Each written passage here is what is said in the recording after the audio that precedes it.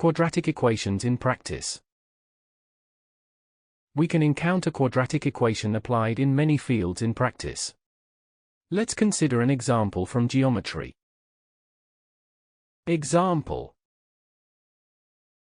The area of a rectangle is 78 centimeters and one of the sides is 7 centimeters longer than the other. Calculate the sides of this rectangle. Solution. We can express the shortest side by x.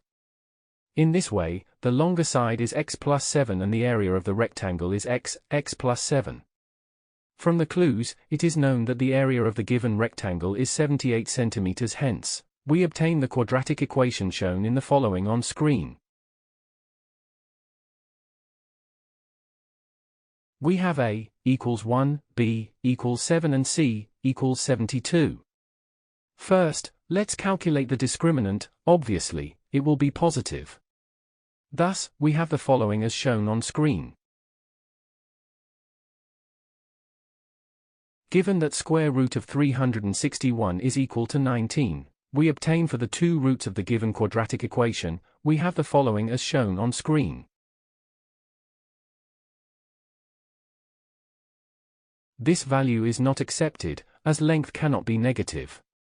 Thus, the only solution for this equation is the following as shown on screen.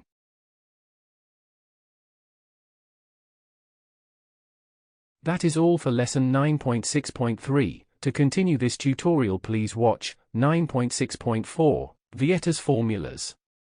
Thank you for watching. Make sure to like and subscribe to keep up to date with new videos.